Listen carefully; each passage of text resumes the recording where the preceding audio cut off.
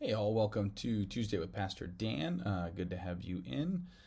Join me. I had a couple drop-in conversations today that were pretty fun. Really enjoyable. One of them brought me this little thing. Graduated from Hastings College, and they came across it and they thought about, oh hey, Pastor Dan would like that. I'm not gonna throw that away. I'm gonna give that to them. And it got me thinking, in terms of my other conversation. I'll talk about that in a second. About having went to Hastings College, which is a liberal arts education, is what I got. So I had to take a little bit of everything, and do a little bit of everything. So from philosophy to history to my science major to um, a business class to physical education classes, or coaching classes where I took a coaching track and field and then some other stuff. Um, and and what the liberal arts education does, or did for me, was try to make me well rounded, give me give me bits and pieces of everything, so that it'd be a more fuller, abundant, fuller human being. Um, and I think that's an incredible thing because sometimes, and so many times, we as people get boxed into a singular thing. For example, I'm a pastor, so I am X, Y, and Z, and that's all I am, right? Everything. I only listen to the 101 or whatever radio station. I only read the Bible. I only watch. You just go down the list, right? Um, versus having so many varied interests. And the conversation I had earlier, before they came in with that, reminding me about being liberal arts, was we talked about quantum physics and quantum entanglement and the really fascinating research being done there in physics and biology and the human genome and all those cool things. And it was just a conversation that involved like faith and science and all these different facets and multifaceted levels that make us who we are.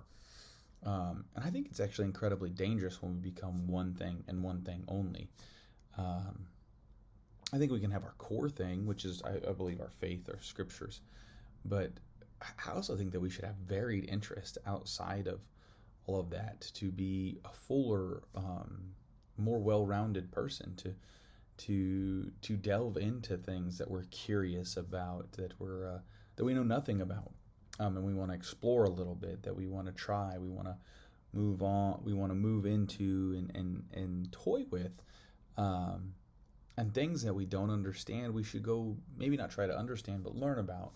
Um, I think that's part of being a faithful person.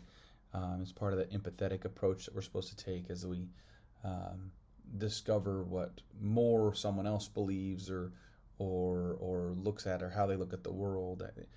The more we can be a fuller, more well-rounded person, the more we can interact with all sorts of different people. Um, I think we need to worry or stop ourselves from either pigeonholing another person or being pigeonholed, right? Don't just assume that because someone does something, that's all they know. Just because they play a sport, that's the only thing they know about. Just because they play an instrument, that's all they know. Just because they are into science, that's it.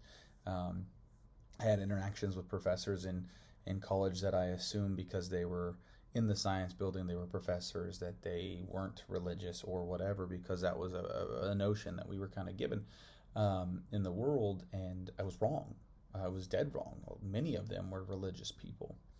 I think our goal should be to be as well rounded, as explored, and full as we possibly can be.